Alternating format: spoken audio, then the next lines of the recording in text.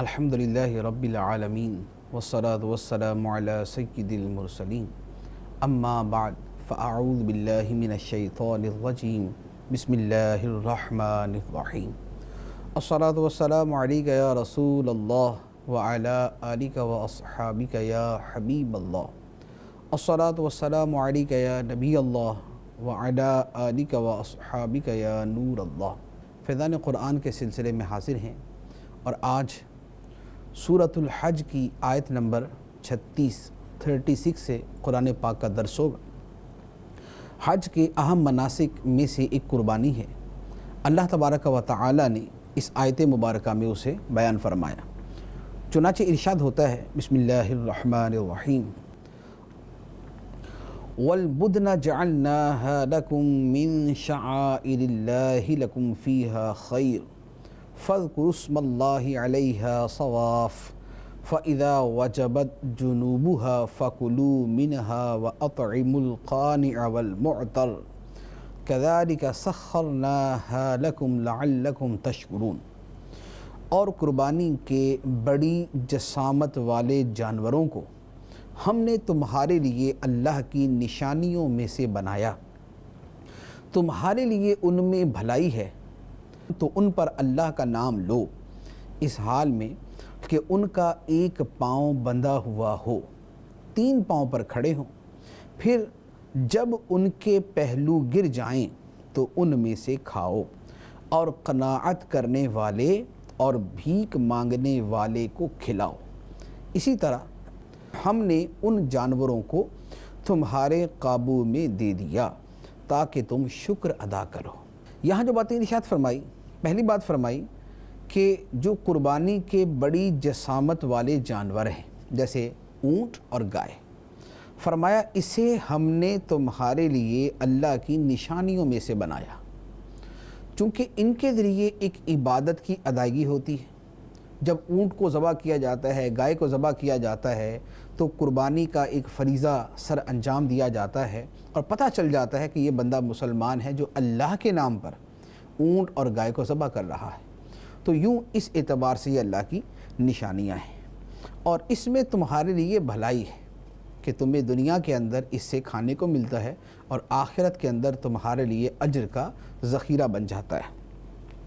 اب اس کے ذبح کا طریقہ اللہ تعالیٰ نے بیان فرمایا کہ ان پر اللہ کا نام لو، ذبح کے وقت اللہ کا نام لو، اور ایک پاؤں ان کا بندھا ہوا ہو، اور جیسے اونٹ کو جب ذبح کرتے ہیں تو اس کا ایک گھٹنا جو ہے وہ باندھ دیا جاتا ہے اور نحر کیا جاتا ہے، 3 پاؤں کے اوپر کھڑا ہوتا ہے، ایک گھٹنا باندھ دیا جاتا ہے اور یوں سے ذبح کیا جاتا ہے۔ تو فرمایا کہ جب ذبح کے بعد ان کے پہلو گر جائیں، کہ جب وہ زمین پہ گر جاتا ہے اور اس کی قربانی ہو جاتی ہے تو پھر اس کے گوشت میں سے کھاؤ۔ اب اس کے گوشت کے مصارف اللہ تعالیٰ نے بیان فرمائے کہ جو قربانی کرو اس کے گوشت میں سے خود کھاؤ، اور جو تم سے اس کے گوشت کا سوال کرے اسے کھلاؤ، اور جو نہ بھی سوال کرے، قناعت کرنے والا ہے، جتنا ہے اس پہ راضی ہے، دوسرے سے سوال نہیں کرتا، اسے بھی کھلاؤ۔ تو گوشت قربانی کا جو ہے وہ خود بھی کھایا جائے۔ یہاں حج کی قربانی کا بیان ہے، لیکن عام قربانیوں کے احکام بھی یہی ہیں کہ جو قربانی منت کی نہیں ہے اس میں سے خود کھاؤ، جو منت کی ہے اس میں سے خود کھانا منع ہوتا ہے، وہ فقراء کا حق ہوتا ہے۔ لیکن جو عام قربانیاں ہیں، خواہ وہ حج کی عام قربانی ہے جیسے حج قران اور حج تمتع کی قربانی کی جاتی ہے، یا حج افراد والا بھی اپنی طرف سے قربانی کر لے، تو فرمایا کہ اس میں سے خود کھاؤ، اور جو قناعت کرنے والا ہے اسے بھی کھلاؤ، جو مانگنے والا ہے اسے بھی کھلاؤ۔ تو اللہ تعالیٰ فرماتا ہے کہ یہ جانور ہم نے تمہارے قابو میں دے دیے۔ اب قابو میں دے دیے سے کیا مراد ہے؟ اس سے مراد یہ ہے کہ جانور اپنی طاقت کے اعتبار سے ہم سے زیادہ ہے۔ مثال کے طور پہ اونٹ کی طاقت ہم سے زیادہ ہے، اونٹ ہم سے زیادہ جاندار ہے، ہم سے زیادہ طاقت والا ہے، لیکن ہم اسے ذبح کرتے ہیں، وہ ہمیں ذبح نہیں کرتا۔ تو یہ کیوں؟ اس لیے کہ اللہ نے اسے ہمارے قابو میں دے دیا، اسے اللہ نے وہ عقل نہیں عطا فرمائی جو ہمیں عطا فرمائی ہے، اسے وہ طریقہ نہیں پتہ جو ہمیں اللہ تعالیٰ نے سکھا دیا ہے۔ تو فرمایا کہ یہ اللہ تعالیٰ کی نعمتیں ہیں، اللہ نے تمہارے قابو میں یہ قربانی کے جانور دے دیے تاکہ تم اس کا شکر ادا کرو۔ اس کے بعد اللہ تعالیٰ قربانی کا مقصد اور قربانی میں اخلاص کی شرط کو بیان کرتا ہے۔ چنانچہ ارشاد فرمایا لن ینال اللہ لحومها ولا دماؤها ولكن يناله التقوى منكم كذلك سخرها لكم لتكبروا الله على ما هداكم وبشر المحسنین۔ اللہ کے ہاں ہرگز نہ ان کے گوشت پہنچتے ہیں اور نہ ان کے خون، البتہ تمہاری طرف سے پرہیزگاری اس کی بارگاہ تک پہنچتی ہے۔ اسی طرح ہم نے یہ جانور تمہارے قابو میں دے دیے تاکہ تم اس بات پر اللہ کی بڑائی بیان کرو کہ اس نے تمہیں ہدایت دی، اور اے حبیب نیکی کرنے والوں کو خوشخبری دے دو۔ یہاں اللہ تعالیٰ نے فرمایا کہ جب تم جانور ذبح کرتے ہو تو اس کا گوشت اللہ کی بارگاہ میں نہیں جاتا، اس کا خون اللہ کی بارگاہ میں نہیں جاتا، خون تمہارے سامنے بہہ جاتا ہے، گوشت تم کھا جاتے ہو تو گوشت کا نفع تو تم نے اٹھایا، اللہ کی بارگاہ تک یہ گوشت اور خون نہیں جاتا۔ ہاں جو تمہارے دلوں میں تقویٰ ہوتا ہے، اللہ کی رضا حاصل کرنے کا جذبہ ہوتا ہے، وہ جو اخلاص تمہارے دلوں کے اندر موجود ہے، اللہ کی بارگاہ میں وہ پیش کیا جاتا ہے۔ تو لہذا صرف اور صرف اسی پر اپنی نظر نہ رکھو کہ ہم نے کیسا جانور قربان کر دیا، شہر کا سب سے مہنگا جانور اور سب سے خوبصورت جانور اور سب سے طاقت والا جانور اور سب سے اونچے قد والا جانور، ان چیزوں کے اوپر ہی توجہ نہ رکھو۔ یہ دیکھو کہ تمہارے دل میں اخلاص کتنا ہے۔ اگر دل کے اندر اخلاص کا ذرہ نہیں ہے، ریاکاری ہے، تو بھلے دنیا کا سب سے بڑا مہنگا جانور اللہ کی راہ میں قربان کر دے، کوئی فائدہ نہیں، کوئی ثواب نہیں ملے گا، الٹا گناہ ملے گا۔ اور اگر دکھنے کے اندر جانور تو بیچارہ چھوٹا سا ہو، قیمت بھی اس کی کم ہو، لیکن قربانی کے قابل ہو، وہ اللہ کی راہ میں ذبح کر دیا، لیکن دل میں اخلاص اعلیٰ درجے کا موجود ہے، تو یہ اس دنیا کے سب سے بہترین جانور سے بڑھ کر قربانی کرنے والے کی قربانی کو اللہ کی بارگاہ میں مقبول کروائے گا کہ جس کے دل میں اخلاص نہیں تھا، اور اس چھوٹے سے جانور ذبح کرنے والے کے دل کے اندر اخلاص موجود تھا۔ تو فرمایا کہ ان قربانیوں کے گوشت اور خون اللہ کی بارگاہ میں نہیں پہنچتے، وہ تمہارے دلوں کا تقویٰ ہے جو اللہ کی بارگاہ میں پیش کیا جاتا ہے۔ اب اس کے بعد چونکہ مسلمانوں کو حج اور عمرے سے روکا گیا تھا، کفار مکہ نے مسلمانوں کو عمرے سے روکا تھا، حج نہیں کرنے دیتے تھے، تنگ کرتے تھے، تو اللہ تبارک و تعالیٰ نے فرما دیا کہ مسلمانوں کا دفاع اللہ تعالیٰ فرمائے گا۔ اور چونکہ مسلمانوں پہ ظلم کیا جاتا تھا، تنگ کیا جاتا تھا، مسلمان آگے سے عرض بھی کرتے تھے کہ یا رسول اللہ صلی اللہ علیہ وسلم ہمیں اجازت دے کہ ہم اسے بدلہ لیں، لیکن نبی پاک علیہ الصلوۃ نے منع فرما دیا، اور آپ منع فرما دیا کرتے تھے۔ پھر جب مدینہ منورہ ہجرت کر کے آ گئے تو پھر جہاد کی اجازت دی گئی، تو وہ جو جہاد کی اجازت کی پہلی آیت ہے وہ یہاں پر بیان کی گئی۔ چنانچہ ارشاد فرمایا ان اللہ یدافع عن الذین آمنوا ان اللہ لا يحب كل خوان کفور، بے شک اللہ مسلمانوں سے مصیبتیں دور کرتا ہے، بے شک اللہ ہر بڑے بددیانت ناشکرے کو پسند نہیں فرماتا۔ اذن للذین یقاتلون بأنہم ظلموا وإن اللہ علی نصرہم لقدیر الذین اخرجوا من دیارہم بغیر حق الا ان یقولوا ربنا اللہ ولولا دفع اللہ الناس بعضهم ببعض لہدمت صوامع وبیع وصلوات ومساجد یذکر فیہا اسم اللہ کثیرا وَلَيَنْصُرَنَّ اللَّهُ مَنْ يَنْصُرُهُ إِنَّ اللَّهَ لَقَوِيٌّ عَزِيزٌ۔ جن مسلمانوں سے لڑائی کی جاتی ہے انہیں اجازت دے دی گئی ہے کیونکہ ان پر ظلم کیا گیا ہے، اور بے شک اللہ ان کی مدد کرنے پر ضرور قادر ہے۔ وہ جنہیں ان کے گھروں سے ناحق نکال دیا گیا صرف اتنی بات پر کہ انہوں نے کہا تھا ہمارا رب اللہ ہے، اور اگر اللہ آدمیوں میں سے ایک کو دوسرے سے دفع نہ فرماتا تو ضرور عبادت گاہوں اور گرجوں اور کلیساؤں اور مسجدوں کو گرا دیا جاتا جن میں اللہ کا کثرت سے ذکر کیا جاتا ہے، اور بے شک اللہ اس کی ضرور مدد فرمائے گا جو اس کے دین کی مدد کرے گا، بے شک اللہ ضرور قوت والا غلبے والا ہے۔ ان آیتوں میں فرمایا، پہلی آیت میں فرمایا گیا کہ اللہ مسلمانوں سے مصیبتیں دور کرتا ہے، دور کرے گا۔ آج تک یعنی جب یہ آیت نازل ہوئی تب تک مسلمانوں پر مظالم ہوتے تھے، کفار تنگ کرتے تھے، تو اللہ تعالیٰ نے فرمایا کہ اللہ تعالیٰ مسلمانوں سے مصیبتیں دور کرے گا۔ اب غلبہ مسلمانوں کا ملے گا اور کفار مغلوب ہوتے جائیں گے۔ اور اللہ تعالیٰ نے فرمایا کہ اللہ تعالیٰ ہر بڑے بد دیانت ناشکرے کو ناپسند کرتا ہے۔ بد دیانت ناشکرا اللہ اسے ناپسند کرتا ہے۔ اب وہ بد دیانتی اور ناشکری اس کی ایمان کے اعتبار سے ہو یا اس سے نیچے کے اعتبار سے، تو جو بد دیانت ہیں، خواہ وہ کاروبار میں بد دیانتی کرتے ہیں، امانت میں بد دیانتی کرتے ہیں، یتیموں کے مال میں بد دیانتی کرتے ہیں، ملک کی خاطر، دین کی خاطر شہید ہونے والوں کے ان کے جو پیچھے رہ جانے والے بچے ہیں ان کے مالوں کے اندر بد دیانتی کرتے ہیں، اللہ تعالیٰ سخت ناپسند کرتا ہے۔ اور ناشکروں کو اللہ ناپسند کرتا ہے، جو نعمتیں کھاتے ہیں اور پھر گناہ کرتے ہیں، نعمتوں کو گناہ کے اندر استعمال کرتے ہیں، خدا کا رزق کھاتے ہیں لیکن پھر بھی بے صبری اور شکوے بولتے ہیں، اللہ تعالیٰ ایسے لوگوں کو سخت ناپسند فرماتا ہے۔ اب اس کے بعد فرمایا کہ جن مسلمانوں سے لڑائی کی جاتی ہے، جنہیں تنگ کیا جاتا ہے، مارا جاتا ہے، فرمایا اب انہیں بھی جہاد کی اجازت دے دی گئی۔ کیوں اجازت دی گئی؟ فرمایا اس لیے کہ ان پہ ظلم کیا گیا، یہ بیچارے کم تھے، قلیل تھے، بے سر و سامان تھے، طاقت نہیں تھی ان کے پاس، ان پہ ظلم کیا گیا، انہیں تنگ کیا گیا۔ اب اللہ تعالیٰ فرماتا ہے کہ اب ان کو جواب دینے کی اجازت دے دی گئی۔ اسے کہتے ہیں دفاعی جہاد، جوابی اقدام، کہ ان پر چونکہ ظلم کیا جاتا تھا تو اب ان کو اجازت دے دی گئی کہ جو تم پہ ظلم کرے ان سے بدلہ لو، ان کو بتاؤ کہ ہم اتنے بھی کمزور نہیں ہیں کہ تم ہمیں اس طرح دباتے رہو۔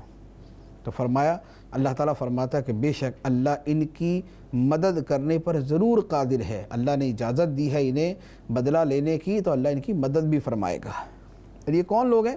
فرمایا یہ وہ تھے کہ جنہیں اس بات پر ان کے گھروں سے نکال دیا گیا، انہیں ان کا وطن چھوڑنے پر مجبور کر دیا گیا، انہیں ان کے گھر بار سے نکال دیا گیا۔ کس بات پہ؟ اس لیے کہ یہ کہتے تھے کہ ہمارا رب اللہ ہے۔ خدا کو ماننے پر، خدا کی محبت میں، خدا کی خاطر، خدا پر ایمان لانے کی وجہ سے ان لوگوں کے ان کے گھروں سے نکال دیا گیا، وطن چھڑوا دیے گئے، بیوی بچوں سے دور کر دیا گیا، کاروبار ان کے تباہ کر دیے گئے۔ تو فرمایا کہ صرف اس بات کے اوپر ان پر یہ ظلم کیے گئے، اب انہیں بھی اجازت دے دی گئی ہے کہ جنہوں نے تم پر زیادتی کی تھی ان سے بدلہ لو جا کے۔ اب اگر تم پر کوئی حملہ کرے تو اس سے تم بھی بدلہ لینے کی تمہیں بھی اجازت ہے۔ اب اللہ تعالیٰ جہاد کی حکمت بیان فرماتا ہے، فرمایا کہ اگر اللہ تعالیٰ یہ نہ کرے کہ لوگوں کے ایک گروہ کو دوسرے گروہ سے دفع کروا دے، ایک دوسرے کو تباہ کر دیتا ہے، دوسرا تیسرے کو تباہ کر دیتا ہے، تیسرا چوتھے کو تباہ کر دیتا ہے، فرمایا اگر یہ نہ ہو تو پھر اگر یہ نہ ہوتا، اگر ایسا تاریخ کے اندر نہ ہوتا تو نہ راہبوں کی عبادت گاہیں بچتی، نہ عیسائیوں کے گرجے بچتے، نہ یہودیوں کے کلیسا بچتے، نہ مسلمانوں کی مسجدیں بچتی۔ مشرک غالب آتے، مشرک اللہ کو ماننے والوں کو سب کو تباہ و برباد کر دیتے۔ تو یہ جہاد کی جو فرضیت ہوتی رہی اور جہاد کا جو سلسلہ چلتا رہا اور قیامت تک چلتا رہے گا، اس کی حکمت یہ ہے کہ جو عبادت گاہیں ہیں وہ بچی رہیں، وہ محفوظ رہیں۔ لیکن اس کا یہ مطلب نہیں ہے کہ اب بھی جہاد اس لیے ہوتا ہے کہ گرجے بچ جائیں، ایسا نہیں۔ اس کا مراد یہ تھا کہ حضرت موسیٰ علیہ السلام انہیں جہاد کا حکم دیا گیا۔ کیوں؟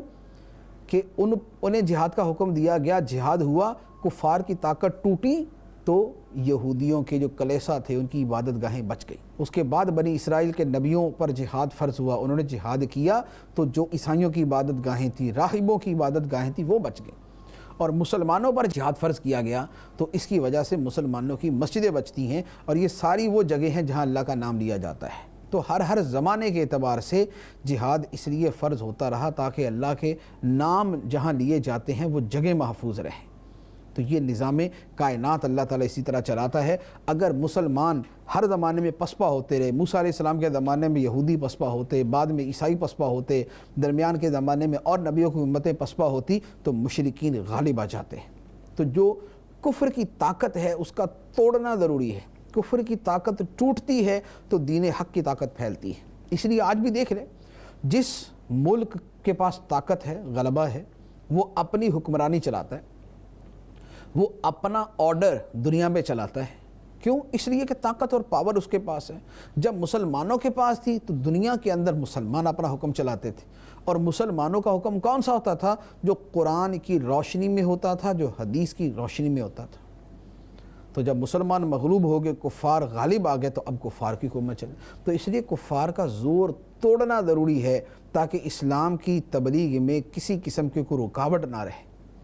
اگرچہ ملکوں کے اندر، بہت سارے ملکوں کے اندر اجازت ویسے بھی ہوتی ہے کہ آئیں آپ نے دین کی تبلیغ کریں، لیکن وہ جو کفار ہیں ان کے لیے اسلام قبول کرنے میں ایک رکاوٹ یہ بھی ہوتی ہے کہ وہ جو ان کی بڑی بڑی طاقتیں ہیں وہ ان کے لیے ایک قسم کی باعث ترغیب بن رہی ہوتی ہیں. تو کفر کی طاقت کا ٹوٹنا جو ہے وہ ان کے لوگوں کے دلوں کو اسلام کی طرف مائل کرنے کا ذریعہ بنتا ہے. یہ جو اقدامی جہاد ہے یہ اس کی حکمت ہے. اس کے بعد اللہ تعالیٰ نے حکمرانوں کی ذمہ داری بیان فرمائی. حکمرانوں کی ذمہ داری کیا ہے اللہ تعالیٰ نے اس آیت مبارکہ میں بیان فرمائی. اس آیت کو سمجھنا بڑا ضروری ہے حکمرانوں کے لیے کہ جنہوں نے صرف مال جمع کرنا اور بس اسی طرح کے کاموں کو اپنی زندگی کا اور اپنی حکمرانی کا مقصد بنایا ہوا. اللہ تعالیٰ اس کا مقصد کیا بیان فرماتا ہے؟ ارشاد فرمایا الذین ان مکناہم فی الارض اقاموا الصلاة وآتوا الزکاة وامروا بالمعروف ونہوا عن المنکر وللہ عاقبۃ الامور. وہ لوگ کہ اگر ہم انہیں زمین میں اقتدار دیں تو نماز قائم رکھیں اور زکوٰۃ دیں اور بھلائی کا حکم کریں اور برائی سے روکیں اور اللہ ہی کے قبضے میں سب کاموں کا انجام ہے. 4 باتیں ارشاد فرما کہ اللہ جن کو اقتدار دے یہ 4 کام ان کی بنیادی ذمہ داریوں میں سے. نمبر 1 نماز قائم رکھیں. نماز قائم رکھیں کہ مسلمانوں کو اس کے اوپر ہر اعتبار سے جو سہولت دے سکتے ہیں وہ سہولت دیں، جو قانون بنا سکتے ہیں وہ قانون بنائیں، انہیں نماز کی طرف، انہیں مسجدوں کی طرف لانے کے اقدامات کریں. یہ نہیں ہے کہ حکمران نہ خود نماز پڑھے نہ کبھی نماز کے بارے میں دوسروں کو بولے، بلکہ ایسے ہمارے ہاں لوگ گزرتے ہیں کہ معاذ اللہ نماز پڑھنے والوں کا مذاق اڑاتے ہیں. جیسے آج کا زمانے میں کہ نماز پڑھنے والوں کی حوصلہ افزائی کرنا تو دور کی بات ہے، یا نماز کے لیے انتظامات کرنا تو دور کی بات ہے، جو نماز پڑھے اس کا مذاق اڑایا جاتا ہے. جو مذہبی وضع قطار حلیہ اختیار کر لیتا ہے اس کا مذاق اڑایا جاتا ہے. تو اگر یہی کیا جائے گا تو پھر اس کا انجام بھی وہی ہوگا جو ایسے لوگوں کا ہوتا ہے. دوسری بات فرمائی زکوٰۃ دیں. خود زکوٰۃ دیں اور زکوٰۃ وصول کریں اور زکوٰۃ کی ترغیب دیں اور زکوٰۃ کا نظام بنائیں اور نیکی کا حکم دیں، بھلائی کا حکم کریں. لوگوں کے اندر حکمران کا یہی کام نہیں ہے کہ اس نے صرف ٹیکس جمع کرنا ہے اور اس نے بس صرف یہی کام کرنا ہے. یہ جو جدید نظام حکومت دنیا کے اندر رائج ہیں ان کے اندر صرف یہی کہا جاتا ہے کہ نہیں جناب حکومت کا کام ہے کہ ملک کا دفاع کرے، ٹیکس جمع کرے، بس 2-4 اور کام ہے ان کے پلے میں ڈال دیا اور اس کے بعد باقی سب مال کھاتے رہے. وہ یہ نظام حکومت نہیں ہے. اللہ تعالیٰ فرماتا ہے وہ بھلائی کا حکم دیں، وہ نیکیوں کی ترغیب دیں، وہ معاشرے کے اندر اچھائیاں پھیلنے کا ذریعہ بنیں، وہ لوگوں کو اخلاق سکھائیں، وہ لوگوں کی دینی تربیت کریں، وہ لوگوں کو مینر سکھائیں، وہ لوگوں کو زندگی گزارنے کا طریقہ سکھائیں، وہ لوگوں کو دین پر چلائیں، وہ لوگوں کو دین پر چلنے کا طریقہ بتائیں، وہ انہیں علم دین ان کے درمیان پھیلائیں. وہ یہ کام کریں. صرف یہ نہیں ہے کہ ٹیکس جمع کریں اور فارغ، ایسا نہیں. اور چوتھی بات ارشاد فرمائی برائی سے روکیں. برائی سے روکیں. یہ نہیں ہے کہ جو مرضی برائی معاشرے میں پھیلتی رہے، بے حیائی اور گندے ڈرامے اور فلمیں اور گندگی اور ڈانس اور رقص اور کامیڈی اور جناب کفریات بکتے رہیں لوگ اور فلمیں عام ہوتی رہیں، جو مرضی ہوتا رہے. نہیں، یہ سب کیا جی، یہ کلچر ہے، یہ رقص ڈے ہے، یہ فلاں ہے، یہ فلاں ہے. حکمران اگر یہ کریں گے تو خدا کی بارگاہ میں جواب بھی اتنا کا دینا پڑے گا. اگر 10 کروڑ لوگ گناہ کریں گے تو 10 کروڑ کا حساب اس حکمران کو دینا پڑے گا جس کی یہ رعایا تھی. کیونکہ اللہ فرماتا ہے کہ ہم ان کو اقتدار دیں گے تو یہ کام کریں، یہ برائی سے روکیں. برائی کیا ہے؟ برائی وہ ہے کہ جس کو صرف لوگ برا سمجھیں. جسے اللہ برا قرار دے وہ برائی نہیں، جسے قرآن برا کہے وہ برائی نہیں، جسے اللہ کے رسول برا کہیں وہ برائی نہیں. تو یہ اچھائی اور برائی کا کون سا معیار ہے کہ اللہ رسول کسے اچھا کہیں تو ان لوگوں کی نظر میں وہ اچھائی نہیں، اللہ رسول جسے برا کہیں ان لوگوں کی نظر میں برائی نہیں ہے. نہ گانا برا ہے، نہ فلم بری ہے، نہ ڈرامہ برا ہے، نہ بے حیائی کے کپڑے برے ہیں، نہ جناب یہ رنگ برنگے جو پوسٹر اور بینرز اور جو بڑے بڑے پینا فلیکس اور بورڈ وغیرہ لگے ہوئے، بے حیائی کے جتنے اشتہارات لگے ہوئے کے اندر کوئی برائی کوئی نہیں. کیوں؟ یہ جناب یہ تو ویسے چیزیں بیچ رہے ہیں، یہ تیل صابن بیچ رہے ہیں، بس اس میں کیا ہو گیا؟ تو وہ جو قرآن کی آیتیں، وہ جو اللہ رسول کے فرامین ہیں، اس کی کوئی حیثیت نہیں. وہ جو ان کو برا کہتے ہیں، حرام کہتے ہیں، ان کو جہنم میں لے جانے کا ذریعہ کہتے ہیں، وہ کچھ بھی نہیں۔ تو حکمرانوں کا یہ کام نہیں ہے کہ وہ بس وہی کہ دو چار کام اپنے ذہن کے مطابق سوچ لیں اور بس اپنی حکومت کو دوام دینے اور ووٹ اکٹھا کرنے اور لوگوں کو بیوقوف بنانے کے اندر لگے رہیں۔ یہ حکومت کے کام نہیں ہے۔ حکومت کے کام یہ ہیں جو اللہ یہاں بیان فرماتا ہے، سرحدوں کی حفاظت، ملک کی حفاظت، یہ ساری چیزیں یہ ان کی ذمہ داریوں میں ہیں۔ ملک بھی ان چیزوں کے ساتھ چلتے ہیں، لیکن یہاں جو اللہ تعالیٰ نے 4 ذمہ داریاں بیان کی ہیں، یہ کس نے کرنی ہے؟ اور جو کرنے والے ہیں الٹا ان کے خلاف ایک محاذ کھڑا کیا جاتا ہے، ان کو لوگوں کے اندر بدنام کرنے کی اور ڈی گریڈ کرنے کی کوشش کی جاتی ہے۔ اللہ تعالیٰ نے لوگوں کو عقل عطا فرمائے۔ اس کے بعد کفار چونکہ نبی پاک صلی اللہ تعالیٰ علیہ وآلہ وسلم کی تکذیب کرتے تھے، اللہ تعالیٰ نے سرکار دو عالم صلی اللہ علیہ وآلہ وسلم کی تسلی کے لیے قرآن پاک کی آیات نازل فرمائی اور سابقہ قوموں کے احوال اور ان کے انجام بھی بیان کیے۔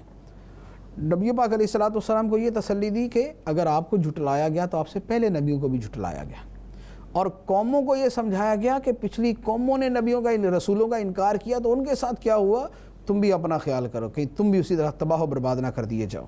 چنانچہ ارشاد فرمایا وَإِن يُكَذِّبُوكَ فَقَدْ كَذَّبَتْ قَبْلَهُمْ قَوْمُ نُوحٍ وَعَادٌ وَثَمُودَ وَقَوْمُ إِبْرَاهِيمَ وَقَوْمُ لُوطٍ وَأَصْحَابُ مَدْيَنَ وَكُذِّبَ مُوسَىٰ فَأَمْلَيْتُ لِلْكَافِرِينَ ثُمَّ أَخَذْتُهُمْ فَكَيْفَ كَانَ نَكِيرِ۔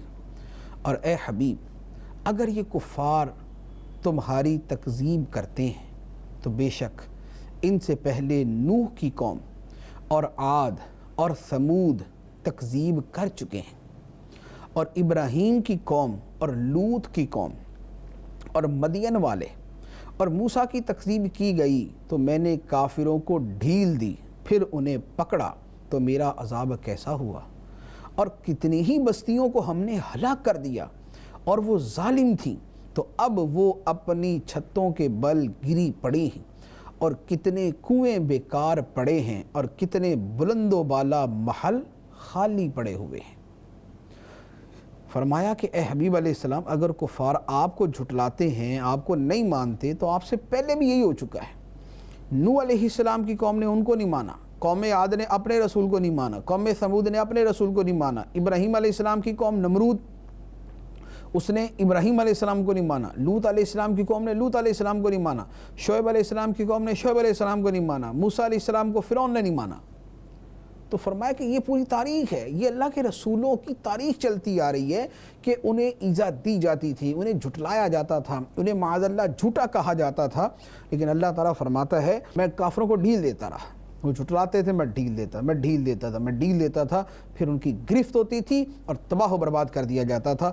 چنانچہ نوح علیہ السلام کی قوم طوفان آیا تباہ ہو گئی، قوم عاد تباہ ہو گئی، قوم ثمود تباہ ہو گئی، نمرود تباہ ہو گیا، قوم لوط تباہ ہو گئی، شعیب علیہ السلام کی قوم تباہ ہو گئی۔ تو جس نے رسول کا مقابلہ کیا، رسول کو جھٹلایا، ان کو تباہ بھی کر دیا گیا، خدا کی گرفت ان کے اوپر ہو گئی۔ اور اب کیا حال ہے، جن بستیوں میں، جن علاقوں میں وہ رہتے تھے، بستیوں والے ہلاک کر دیے گئے، ان کی چھتیں، مکانوں کی چھتیں گری پڑی ہیں، کنویں جہاں سے پانی پیتے تھے ویران پڑے ہوئے، بلند و بالا محل خالی پڑے ہوئے، اب کوئی نہیں ہے ان کے اندر۔ تو فرمایا کہ اے محبوب علیہ الصلوۃ والسلام، جو تمہیں جھٹلانے والے ہیں ان کا انجام بھی یہی ہوگا۔ جب تک اللہ تعالیٰ کی مہلت باقی ہے تب تک تو ان کی بچت ہے، لیکن جب مہلت ختم ہو جائے گی تو پھر ان کا معاملہ یہی ہوگا، لہذا ان کے لیے بہتر ہے کہ ایمان لے آئیں۔ تو پھر اللہ تعالیٰ نے مختلف انداز کے اندر جو نبی پاک علیہ السلام کے مخالفین تھے ان پہ عذاب مختلف انداز میں آیا۔ ان کو اس انداز میں تو نہیں آیا کہ طوفان آیا اور سب کو تباہ کر دیا گیا یا سمندر میں غرق کر دیے گئے۔ میدان بدر میں جو کفار کی ہلاکت تھی وہ خدا کا عذاب تھا، جو اور غزوات کے اندر اللہ تعالیٰ کی گرفت تھی وہ خدا کا عذاب تھا جو کافروں پہ آیا۔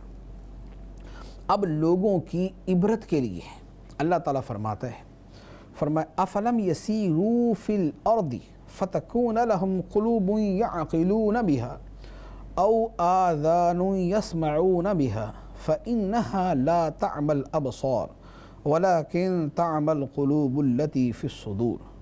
تو کیا یہ لوگ زمین میں نہ چلے کہ ان کے دل ہوں جن سے یہ سمجھیں یا کان ہو جن سے سنیں، پس آنکھیں اندھی نہیں ہوتی بلکہ وہ دل اندھے ہوتے ہیں جو سینوں میں ہیں۔ اللہ تعالیٰ فرماتا ہے کہ یہ جو لوگ ہیں، جو کفار مکہ ہیں، جو اے محبوب علیہ السلام آپ کے مخالف، کیا یہ زمین کے اندر چلتے پھرتے نہیں؟ اور یہ جو اللہ نے ویران بستیاں بیان کی ہیں، کیا یہ ان کو دیکھتے نہیں؟ جب ان کو دیکھتے ہیں تو کیا ان کے اندر دل نہیں ہے جن سے ان کو عقل آئے، سمجھ آئے؟ کیا ان کے کان نہیں ہیں جن سے ان کو نصیحت کی بات سننے کو ملے؟ تو اللہ تعالیٰ فرماتا ہے کہ ان کی آنکھیں اندھی نہیں ہیں، ان کے دل اندھے ہیں جو ان کے سینوں کے اندر ہے۔ آنکھیں تو اندھی نہیں، آنکھوں سے تو دیکھتے ہیں، اور آنکھ کا اندھا ہونا اللہ کی بارگاہ میں معیوب نہیں ہے۔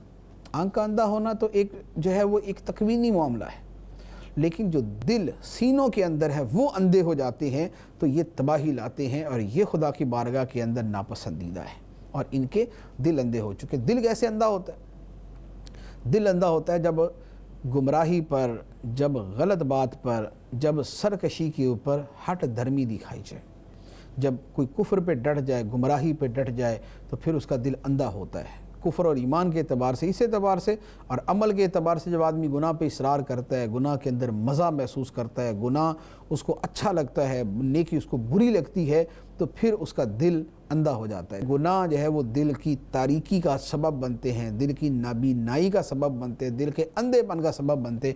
اس لیے گناہوں کے اندر لوگ ایسے ڈوبے ہوتے ہیں کہ ان کو کچھ نظر نہیں آتا۔ ان کو آپ جتنا مرضی سمجھائیں، ان کے کان سنتے نہیں، ان کو جتنا مرضی دکھائیں، ان کی آنکھیں دیکھتی نہیں ہیں۔ کیوں؟ اس لیے کہ ان کی آنکھیں صحیح بات قبول کرنے میں اندھی ہو چکی، ان کے کان جو ہے صحیح بات سننے کے لیے اندھے ہو چکے۔ اب اس کے بعد اگلی آیت میں جو مضمون ہے وہ ہے کہ کفار عذاب کا مطالبہ کرتے تھے کہ ہمارے اوپر جو عذاب آنا جلدی آئے۔ اس پر انہیں جواب دیا گیا کہ قیامت آئے گی، اور جس قیامت کی یہ جلدی مچا رہے ہیں اس کو صرف اتنا سمجھ لیں کہ اس قیامت کا جو ایک دن ہے وہ اللہ کے نزدیک 1000 سال کے برابر ہے، 1000 سال کے برابر۔ تو یہ جس کی جلدی مچا رہے ہیں، جس کی جلدی مطالبہ کر رہے ہیں، وہ ان کے حق میں بہتر نہیں، وہ تو ان کی بربادی ہے۔ اور جہاں تک دنیاوی عذاب کا تعلق ہے تو فرمایا کہ اس کے لیے پچھلی قوموں کے حالات دیکھ لیں کہ یہ جو کہہ رہے ہیں کہ ہم پہ جو عذاب آنا ہے آ جائے، تو کیا یہ یہی چاہتے ہیں کہ انہیں بھی اسی طرح ویران، ان کے مکانات ویران کر دیے جائیں، ان کے کنویں جو ہے وہ پانی سے خشک کر دیے جائیں، ان کے مکان گرا دیے جائیں، ان کے بلند و بالا محلات کو خالی کر دیا جائے، ان کو ہلاک کر دیا جائے جیسے پچھلی قوموں کے ساتھ ہوا تھا؟ تو فرمایا کہ یہ چاہتے ہیں، تو یہ جو جلدی کا مطالبہ کر رہے ہیں یہ تو عذاب کا مطالبہ کر رہے ہیں، اور کوئی عقل مند آدمی اپنی بربادی کا مطالبہ نہیں کرتا۔ چنانچہ ارشاد فرمایا وَيَسْتَعْجِلُونَكَ بِالْعَذَابِ وَلَن يُخْلِفَ اللَّهُ وَعْدَهُ وَإِنَّ يَوْمًا عِندَ رَبِّكَ كَأَلْفِ سَنَةٍ مِّمَّا تَعُدُّونَ، اور یہ تم سے عذاب مانگنے میں جلدی کرتے ہیں، اور اللہ ہرگز اپنے وعدے کے خلاف نہیں کرے گا، اور بے شک تمہارے رب کے ہاں ایک دن ایسا ہے جو تم لوگوں کی گنتی کے 1000 سال کے برابر ہے۔ اور کتنی ہی بستیاں ہیں جن کے ظالم ہونے کے باوجود میں نے انہیں ڈھیل دی، پھر میں نے انہیں پکڑ لیا، اور میری ہی طرف پلٹ کر آنا ہے۔ ارشاد فرمایا کہ عذاب میں جلدی کرتے، اللہ نے اگر ان سے عذاب کی وعید سنائی ہوئی ہے تو اللہ تعالیٰ اپنی اس کے خلاف ورزی نہیں کرے گا، اللہ اپنے وعدے کے خلاف نہیں کرے گا۔ اور فرمایا کہ قیامت کا دن کیسا؟ ایک دن 1000 سال کے برابر۔ اور فرمایا کہ کتنی بستیاں جن کے ظالم ہونے کے باوجود انہیں ڈھیل ملی لیکن وہ نہیں مانے تو عذاب نے پکڑ لیا، اور پھر پلٹ کے خدا کی طرف جانا ہے۔ اس کے بعد نبی پاک صلی اللہ تعالیٰ علیہ وآلہ وسلم کے منصب انذار کا مطلب ڈر کی وعیدیں سنانا۔ نبی پاک علیہ السلام خوشخبریاں بھی دیتے تھے اور ڈر کی وعیدیں بھی سناتے تھے، تو یہاں سرکار علیہ السلام کی اس منصب کو بیان کیا، اور مومن اور کافر کا جو انجام ہوگا اللہ تعالیٰ نے اسے بیان فرمایا۔ ارشاد فرمایا قُلْ يَا أَيُّهَا النَّاسُ إِنَّمَا أَنَا لَكُمْ نَذِيرٌ مُّبِينٌ فَالَّذِينَ آمَنُوا وَعَمِلُوا الصَّالِحَاتِ لَهُم مَّغْفِرَةٌ وَرِزْقٌ كَرِيمٌ وَالَّذِينَ سَعَوْا فِي آيَاتِنَا مُعَاجِزِينَ أُولَٰئِكَ أَصْحَابُ الْجَحِيمِ۔ تم فرما دو اے لوگو، میں تو صرف تمہارے لیے کھلم کھلا ڈر سنانے والا ہوں۔ تو جو لوگ ایمان لائے اور انہوں نے نیک اعمال کیے ان کے لیے بخشش اور عزت کی روزی ہے، اور وہ لوگ جو ہماری آیتوں میں کوشش کرتے ہیں کہ عاجز کر دینے والے ہیں وہ جہنمی ہیں۔ جو ہماری آیتوں کے بارے میں اس خیال سے کوشش کرتے ہیں کہ وہ ہمارے نبی کو عاجز کر دیں گے، فرمایا وہ جہنمی ہیں۔ اب اس کے بعد ایک واقعہ تھا، اللہ تعالیٰ نے اس واقعے کا اور اس کی حکمتیں بیان فرمائیں۔ واقعہ کیا تھا کہ نبی پاک صلی اللہ تعالیٰ علیہ وسلم ایک مرتبہ سورہ نجم کی تلاوت فرما رہے تھے، اور سرکار دو عالم صلی اللہ علیہ وسلم کا طریقہ مبارکہ یہ تھا کہ آپ ایک آیت پڑھتے اور وقف کرتے، ٹھہر جاتے، پھر آیت پڑھتے ٹھہر جاتے، پھر آیت پڑھتے ٹھہر جاتے۔ تو نبی پاک علیہ السلام نے اسی طرح آیات پڑھ رہے تھے، ایک جگہ پر بتوں کا تذکرہ تھا، افرأیتم اللات والعزی ومناۃ الثالثۃ الاخری۔ تو یہ جو آیت مبارکہ تلاوت کی، اب درمیان میں وقف کیا تو اب سننے والوں کے اندر مسلمان بھی تھے، کفار بھی تھے۔ وقف ہوا تو شیطان نے کافروں کے کان میں اپنی طرف سے اس سے ملتا جلتا جملہ بتوں کی فیور میں ڈال دیا۔ کفار کے کانوں میں شیطان نے اس آیت کے جو الفاظ ہیں اس سے ملتا جلتا لفظ جو ہے وہ ان کے کان میں ڈال دیا، جو بتوں کی فیور میں تھا، جو بتوں کی شان کے بارے میں تھا۔ تو کفار بڑے خوش ہوئے کہ ہیں یہ تو اچھا، کفار یہ سمجھے کہ معاذ اللہ یہ جو ٹکڑا انہیں درمیان میں سنائی دیا ہے یہ بھی نبی پاک علیہ السلام نے ہی تلاوت فرمایا۔ تو اب گویا انہوں نے یہ سمجھا کہ محمد صلی اللہ علیہ وسلم نے ان کے بتوں کی بھی تعریف کی ہے، اور ان کے قرآن کے اندر بتوں کی شان بھی نازل ہوئی ہے۔ تو کفار بڑے خوش ہوئے، اور انہوں نے اس خوشی کا جب اظہار کیا اور یہ بات نبی پاک علیہ السلام تک پہنچی تو آپ کو بڑا رنج ہوا کہ یہ کیا ہوا، شیطان نے یہ درمیان میں کیا کر دیا کہ نبی پاک علیہ السلام تو بتوں کا رد کر رہے ہیں، توحید کا بیان کر رہے ہیں، اور شیطان نے درمیان میں اپنی ملاوٹ کر دی۔ تو اب اس واقعے پر جو منافقین تھے وہ تردد میں پڑ گئے، جو مشرک تھے وہ خوش ہو گئے، اور جو مسلمان تھے وہ رنجیدہ بھی ہوئے، لیکن اس کے ساتھ اپنے ایمان پر ثابت قدم رہے کہ نہیں، یہ نبی پاک علیہ السلام نہیں کر سکتے کہ آپ بتوں کی تعریف کے اندر کوئی بات ارشاد فرما دے، یہ شیطان کی کوئی کرشمہ سازی ہے۔ تو اللہ تعالیٰ نے اس واقعے کو یہاں پر بیان فرمایا کہ یہ جو واقعہ ہوا کہ اللہ کا نبی تلاوت کر رہا ہے، درمیان میں شیطان نے اپنے کچھ جملے اپنی طرف سے کافروں کے کان میں ڈال دیے۔ یہ واقعہ پہلی مرتبہ نہیں ہوا، شیطان پہلے بھی ایسا کرتا رہا ہے، پچھلے نبیوں کے ساتھ بھی اس طرح کے واقعات پیش آتے رہے ہیں۔ اور اس واقعات کے پیش آنے کی حکمت کیا ہے؟ اس واقعے کے پیش آنے کی ایک تو یہ ہوتا تھا کہ شیطان ایسا کرتا تھا، لیکن اللہ تعالیٰ اپنے کلام کو محفوظ رکھتا تھا، اور شیطان کی جو درمیان کی حرکت اور اس کے جو الفاظ ہوتے تھے اللہ تعالیٰ اسے ختم کر دیتا تھا۔ دوسرا، اللہ تعالیٰ اس کے ذریعے آزمائش فرماتا تھا، امتحان فرماتا تھا۔ جو منافق تھے وہ متردد ہو جاتے تھے، اپنے ایمان پہ ہل جاتے تھے، جو کافر تھے وہ خوشیوں سے اچھلتے تھے، اور جو مومن تھے وہ اپنے ایمان پہ ثابت قدم رہتے تھے۔ تو یوں اس طرح کے واقعے کے ذریعے ایمان والوں کے ایمان کی اور منافقوں کے جو ہے وہ کلمہ پڑھنے کی اور کافروں کی آزمائش ہوتی تھی۔ تو یہ اس کی حکمتیں ہیں جو یہاں آیت مبارکہ کے اندر بھی بیان کی گئی ہیں۔ چنانچہ ارشاد فرمایا وَمَا أَرْسَلْنَا مِن قَبْلِكَ مِن رَّسُولٍ وَلَا نَبِيٍّ إِلَّا إِذَا تَمَنَّى أَلْقَى الشَّيْطَانُ فِي أُمْنِيَّتِهِ فَيَنْسَخُ اللَّهُ مَا يُلْقِي الشَّيْطَانُ ثُمَّ يُحْكِمُ اللَّهُ آيَاتِهِ وَاللَّهُ عَلِيمٌ حَكِيمٌ۔ اور ہم نے تم سے پہلے جتنے رسول اور نبی بھیجے، ہر ایک کو کبھی نہ کبھی یہ واقعہ پیش آیا کہ جب اس نے اللہ کا کلام پڑھا تو شیطان نے ان کے پڑھنے میں لوگوں پر کچھ اپنی طرف سے ملا دیا، تو اللہ شیطان کے ڈالے ہوئے کلام کو مٹا دیتا ہے، پھر اللہ اپنی آیتوں کو پختہ کر دیتا ہے، اور اللہ علم والا، حکمت والا ہے۔ اللہ اپنی آیت کو پختہ کرتا ہے تاکہ شیطان کے ڈالے ہوئے کو ان لوگوں کے لیے فتنہ کر دے جن کے دلوں میں بیماری ہیں اور جن کے دل سخت ہیں، اور بے شک ظالم لوگ دور کے جھگڑے میں پڑے ہوئے ہیں۔ اور اللہ اپنی آیتوں کو پکا کرتا ہے تاکہ جنہیں علم دیا گیا ہے وہ جان لے کہ یہ قرآن تمہارے رب کے پاس سے حق ہے، تو اس پر ایمان لائیں، تو اس کے لیے ان کے دل جھک جائیں، اور بے شک اللہ ایمان والوں کو سیدھی راہ کی طرف ہدایت دینے والا ہے۔ تو یہ اللہ تعالیٰ نے اس واقعے کا بیان فرما دیا کہ یہ واقعہ صرف نبی پاک صلی اللہ تعالیٰ علیہ وآلہ وسلم کے ساتھ پیش نہیں آیا کہ ان کے پڑھنے کے دوران شیطان نے اپنی طرف سے کچھ الفاظ بول دیے اور وہ لوگوں کے کان میں ڈال دیے۔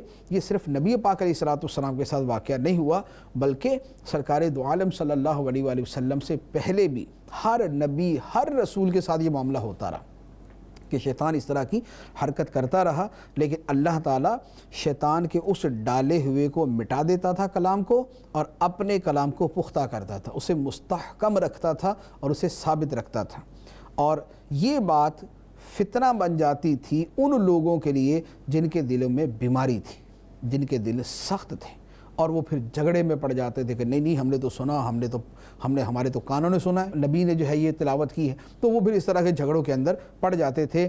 لیکن جو اہل علم ہیں وَلِيَعْلَمَ الَّذِينَ أُوتُوا الْعِلْمَ، جو اہل علم ہیں وہ اس بات کو کہ شیطان نے درمیان میں کچھ پڑھ دیا، شیطان کے پڑھنے کو وہ نبی کے قرآن کے حق ہونے پر دلیل بنا لیتے ہیں، کیونکہ انہیں پتہ ہے کہ شیطان اس طرح کی حرکت کرتا ہے، اور جب ایسی واقع ہو جاتی ہے تو گویا ان کے اس علم کی تائید ہو جاتی ہے، اور وہ ہر اعتبار سے مختلف دلائل کی روشنی میں سمجھ جاتے ہیں کہ یہ شیطان کی طرف سے کچھ جو ہے وہ گڑبڑ کی گئی ہے، اللہ کا نبی ان چیزوں سے معصوم ہے۔ تو اللہ تعالیٰ فرماتا ہے کہ اللہ ایمان والوں کو سیدھے راستے کی ہدایت دینے والا ہے۔ اللہ تبارک و تعالی ہمیں قرآن کا فہم عطا فرمائے، قرآن کی آیات کے مطالب اور مفاہیم کو سمجھنے کی توفیق عطا فرمائے، اور اس کے احکام پر عمل کرنے کی توفیق عطا فرمائے۔ آمین بجاہ النبی الامین صلی اللہ تعالی علیہ وسلم۔